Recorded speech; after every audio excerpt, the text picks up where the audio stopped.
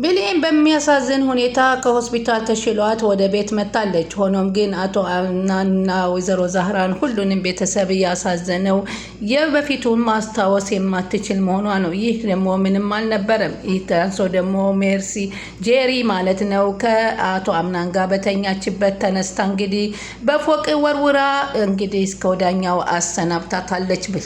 ብሌንን በሚያሳዝን ሁኔታ እንግዲህ ይህንንም ልታደርግ የቻለችው ጄሪ በጣም ሁኔታዎች አላስቀምጧት ብለው ከቤት እንግዲህ ለሙስጠፋ ታማክረዋለች። ሙስጠፋ ተረጋጊ፣ ምንድነው የሆንሽው ንገሪኝ ሲላት በቃ ልኝ እዚህ ቤት ውስጥ ይህንን ካወቃቶ አምናን ተስፋ የለኝም አለች። ቆይ የሆነውን ነገር ለምን አትነግሪኝም አላት። ሙስጠፋ አለችው የሆነ ነገር ስህተት ሰርቻለሁ አለችው። አንቺ ድሮስ ምን የተቃና ነገር ሰርተሽ ታውቂያለሽ በማለት ይላታል። አሁን የጠራው እኮ ልትሰድበኝ ሳይሆን እንድታማክረኝ ፈልጌ ነው ስትል ትነግረዋለች። እሱ ምንድነው የተፈጠረው ብሎ ሲጠይቃት ብሌንን ገፍትሬ የጣልኳት እኔ ነኝ በማለት ከደረጀ እንዳትጨርሽው ነበር ብሎ ምን አይነት ፍጡር ነሽ አንቺ አላት። እንዴት እንደዛ ታደርጊያለሽ በማለት ይጮህባታል። ቆያቺ ምስኪን ልጅ ምን ብታደርግሽ ነው እንደዚህ ያደረግሻት በማለት ይሄኔ አልበቃሽ ብሎ ደግሞ ሌሎቹም ጋር ግፍ ማድረግ ጀመርሽ።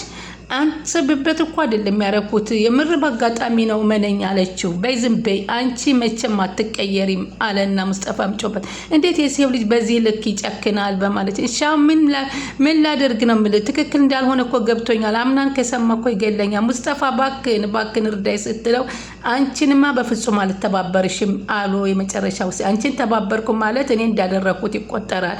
ኧረ ስለምን በእውነት በማለት ብትነግረውም በፍጹም አልችልም እያለ ሲል ዲና እንግዲህ ህፃኗ ልጅ መጥታለች ማለት ነው።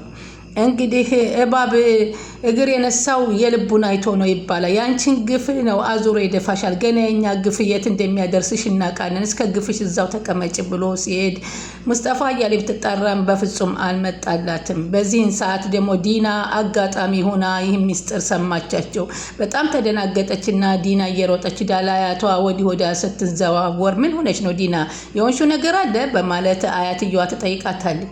ኧረ በሚገርም ሁኔታ እህቴ ሴንደረላን እንደዚህ ያረጋት ማን እንደው ተረዳሁት እኮ አለቻት። ማን ያደረገው የሰማሁት ነገር አለና በጣም ደንግጬ ነው አለቻት። ልጄ አንቺ ምንድን ነበር የሰማሽው አለቻት። ምን ተፈጠረ አለቻት። ውዲ ሲንድሪላን ከደረጃ ላይ የገፈተረቻት እህቴ ጄሪ ናት አለች። ምን አንቺ እንዴት አወቅሽ አለቻት። ይሄን ከየት አመጣሽው በማለት ትጠይቃለች። እኔ ወደ እናቴ ዛህራ ጋር ሲሄድ ሙስጠፋና ጄሪ ሲያወሩ ሰማኋቸው። እሷ እንደገፈተረቻት ሙስጠፋ ነገረችው። አያቲ እቺ ጄሪ በጣም ጨካኝ ሰው ናት። ሲንድሬላ በእሷ ምክንያት እንዲሆነችው ስትል በቃ ልጄ ይሄንን ሰምተሽ እንዳልሰማሽ ቁጠሪ፣ ለወንድምሽ አምናንም እንዳትናገሪ፣ እኔ ይሄን ነገር ራሴ እነግረዋለሁ ነግሬሻለሁ በማለት ወይዘሮ አያቲቱም ታስጠነቅቃታለሁ። እሺ አንድ የመጣ ብላ ሲንድራላ ስዋ አንቺ የበግ ለብስ ለብሰሽ የበግ እንትን ለብሰሽ ለካ ተኩላነሽ አንቺ አረመኔ ሰው መስለሽኝ ብዙ ነገር ላደርግልሽ ነበረ። ለካ ጭንብልሽን ለብሰሽ ተደብቀሽ ይሄንን ጉድ ትሰሪያለሽ በማለት አሁን ግን ሁሉንም ነገር አልቆልሻል። እኔ ሴሴማ ማንም አግደኝም በማለት አንቺ ለልጅ አምናን አትገቢም በማለት እንግዲህ ልጅ አምናን ሌላ ሚስት ያስፈልገዋል ብላ እየብቻዋን ማውራት ጀመረች። እንግዲህ በዚህን ጊዜ ብሌን ደግሞ ትውስታ በጣም አለመመለሱ ሁላቸውንም ቤተሰቦቹን አስለቅሷቸዋል። እንግዲህ አሁን ጨንቋት ወደ አንዱ ትሄዳለች። ሲፈን ጄሪ አሁን ጄሪ ወደ እናቴ ዛህራም ሄደችና እናቴ ዛህራ አሁን እኮ ትሻላታል አትሰቢ እያለች ትላታለች። ምግብ ይዛላት ደግሞ ጄሪ ማን ነበር ስሟ የጸሐፊዋ ይዛላት ትሄደና ብሌን እንድታስታውስ ብዙ ነገር ለማድረግ ትሞክራታለች። ብሌን አቤት አለቻት። አሁን ምን እየተሰማሽ ነው አለቻት። እኔ እንጃ ምን እንደሚሰማኝ አላውቅም ግን ለምን ሁሉ ነገር አዲስ ሆነብኝ ትላለች። ብሌንም አይዞሽ ብዙ ነገር እንማራለን ታሞ ወደ ድሮ ማንነትሽ ትቀየራለች እናስታውስሻለን አለች።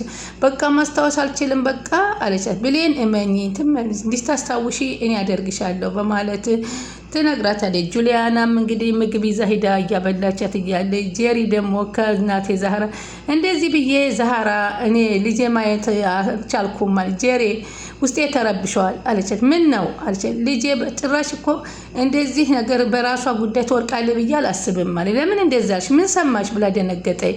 ማለቴ ሰው እኮ ናት ለምን አትወርቅም? ድንገት አንሸራቷት ትወርቃለች አለቻት። አልመሰለኝም አለ እናቴ ዛህራ። ሌላ ምን አለ ብለሽ ነው አለ ጄሪ። በወዳም በዚህም ብትዞር የምሰማው ነገር ለሷ የሚያስደነግጥ ነገር። ስለዚህ አሁን የነገር መጨነቋ አይበቃትም። አንቺ ጸሎት አድርጊላት፣ የኔ ልጅ ጠንካራ ናት፣ አሁን ደህና ትሆንልኛለች ስትል ጄሪ ወዲህ እያለ አዎ ትላለች ጄሪ። የኔ አምላክ የት ሄዶ ልጄ ትድንልኛለች በማለት ትላለች። እቃ የላጣጥም እስቆሜ እኔም ወደ ላይ ልሄድ ትልና ጄሪ ወደ ላይ ትሄዳለች። አቶ አምናን እንግዲህ ጄሪ ይሄን ነገር እንዳደረገችው ከመጀመሪያም እየጠረጠረ ይገኛል። ሰላም ወደ ቻናል የተከታታዩ ሰላማችሁ በያላችሁበት ይብዛ። ቻናላችንን ሰብስክራይብ፣ ሼር፣ ላይክ እያደረጋችሁ የምታበረታቱን ከልብ እናመሰግናለን። አሁንም ቻናሉን ላይክ ሼር ማድረጉን አዘጉ። ውድ ሀገር ልጅ በያላችሁበት ሰላማችሁ በዝዝት ይበልልን። ድር ቀጣይ ፓርት ዛሬ ይዘን መተናል። በዚህ ፓርት በጣም የሚያሳዝን ነው። ብሌን ከሆስፒታል ወጥታ ምንም የማስታወስ ችሎታ እንደሌላት ዶክተሩ ቢነግረውም ከጊዜ ብዛት ግን በተደጋጋሚ የበፊት ነገሮችን ካስታወሳችኋት ልትመለስ ትችላለች የሚል ተስፋ ሰጥቶ ቢመጣም በፍጹም ግን ልታስታውስ አልቻለችም ነበር። ይህም ሆኖ አቶ አምና በእንቅልፉ ልቡ ተኝቶ ከጄሪ ጋር ጄሪ ከእንቅልፉ ከጎኑ ተነስታ ስትሮጥ ይመለከታታል። ከዛም በኋላ በመጨረሻ ፎቅ ላይ ወጥታ ልጅቷን እየጎተተ ብሌንን በፎቅ ላይ ስትወረውራትና ስትጥላት ይመለከታል። በዚህን ጊዜ እውነት ነው ብሎ ብንን ብሎ ሲያይ ግን ጄሪ ናት ከጎኑ ተኝታ ሲያያት ምን አይነት ነገር እያስታወስኩ ነው በቃ ብሎ ራሱን አጽናንቶ ተነሳ። እንግዲህ አሁን በዚህ ጊዜ አሁን ከባዱ ነገር ጄሪ ሁሉ ሰዎች አውቀውባታል። ስለዚህ ጁሊያናም እባክሽ እሺ ላስታውስሽ ብዙዎቹም ባላቃቸውን በዚህ ቤት ያሉትን እኔ የአቶ አምናን ጸሐፊ እንደሆነ ሆነ እዚህ ቤት የሚኖረውን ሰው አላቀው ግን አንዳንድ የማውቀውን ነገር ላስታውስሽ አለቻት። እሺ እህቴ አስታውሽኝ ደስ ይለኛል አለ ብሌን። ግን ብሌን አንድ ጥያቄ ልጠይቅሽ ትላታለች። ጠይቂኝ ስትላት እንዴት ማን እንደዚህ እንዳረገሽ አታስታውሽም አለቻት። እንዴት እንደሆነሽ አታስታውሽም ስትላት አላስታውስም አለች። እኔ አላስታውስም እኔ ምን እንጃ ምን እንደሆነ ምንም ትዝም አይለኝ እኔ ሆስፒታል ነው ራሴን ያገኘሁት ትላታለች። ስነቃ አሁን ደግሞ እዚህ ስነቃ እዚህ መሆኔን ነው የማውቀው አለ። አቶ አምናን ከመጣይ ጀምሮ ካጠገቧ ሆኖ ቅፍ እያደረገ የኔ ሚስጥረኛ እያለ እየተንከባከባት እየተከዘም እያለቀሰም ለመጀመሪያም ክፍሏ ውስጥ ገብቶ ብቻውን እንዲወጣለት በጣም እያለቀሰ ነበር። እሷ ጋር ያሳለፈውን ነገር በአእምሮ ትውስታ ውስጥ እየሄደበት አስጨንቆት ነበር። ከእሷ ጋር የተደረገ ድርጊቶችን ሁለቱንም እያስታወሰ ነገሮች እየተገጫጩበት ግን አይዞሽ የኔ ነገ እንትን ትያለሽ። አሁን አንድ ሰው ላስተዋውቅሽ ነው፣ በር ሊከፈት ነው ሊመጣ ነው አለት። ማናት ብላ ስታያት ያቺ ዲና ናት። ሴንደሬላ እንኳ ስትላት አላወቀቻትም። እኔ ሴንደሬላ እኮ አይደለሁም ስትላት እኔ እኮ ያወጣሁልሽ ስም ሴንደሬላ ነው ብላ ስትላት አሁን እኔ ስለመጣ ሁሉን ነገር ሳጫውትሽ ትውስታሽ ይመጣል በማለት ዲናም ትነግራታለች። እነሱ በዱቄት ሲጫወቱ የነበረውን ሲተቃቀፉ ብዙ ያሳለፉትን ታሪክ ቁጭ ብሎ እሱ በትውስታ ማስታወስ ጀመረ። ማስታወስ አለባት ብሌን መመለስ አለባት በማለት ከብሌን ጎን ሆኖ አሁን ሁሉን ነገር እንድታስታውስ እየረዳት ይገኛል። ሆኖም ግን ጄሪ አሁን እኮ ደህና ናት፣ ምንም ነገር አልሆነችም፣ ለምንድነው ከሷ ጎን የምትሆነው እያለች እየጠየቀችው ነው።